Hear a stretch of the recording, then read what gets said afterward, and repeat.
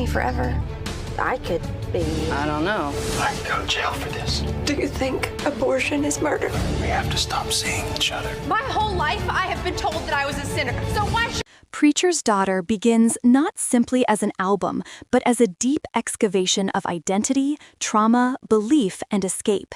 It is a work that blurs the boundary between singer and character, memory and myth, confession and fiction. At its core lies a figure raised under the weight of religious expectation, stained by secrets, yearning for freedom. The story unfolds not linearly, but in fragments, a glint here, a whisper there, a flash of violence, a lullaby in the dark. The world of Preacher's Daughter is Southern, Gothic, haunted by bloodlines, by pulpit shadows, by the dust of long churches and the ache of unspoken sins. It is at once intimate and grand, the interior of a soul stretched across highways, neon ruins, churches at dusk, and crumbling homes. The album is often described as a concept album, a narrative that carries a fictional protagonist through cycles of abuse, identity crisis, revolt, and transcendence. But it is clear that Ethel Cain, whose given name she sometimes uses as an authorial mask, channels her own experience.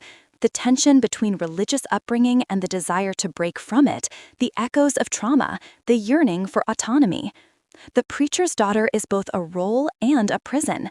She is tied to her father's legacy, the pulpit's shadow, the whispers of the congregation, the demand for purity, the lure of salvation.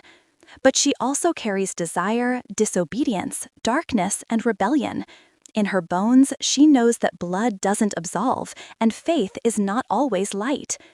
The narrative weaves through tracks like Family Tree, Intro, and American Teenager, which situate us in place and lineage. We sense a death in the past, the preacher, a father who left his mark, and a community that lingers in memory and judgment. The daughter finds herself both bound and burdened, bound by ancestry, burdened by expectations.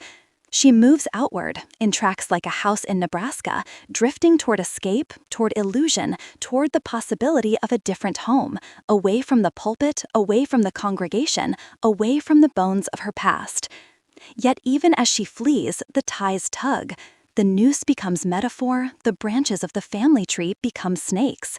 She cannot rid herself of lineage, of history, of the tragedies sown deep in blood and skin. She meets a lover, or perhaps many. In Western Nights, the arrival of Logan Phelps, or a figure akin to him, gives her a taste of danger and romance at once. He is dark, he is a criminal, he is a departure from faith, a flirtation with the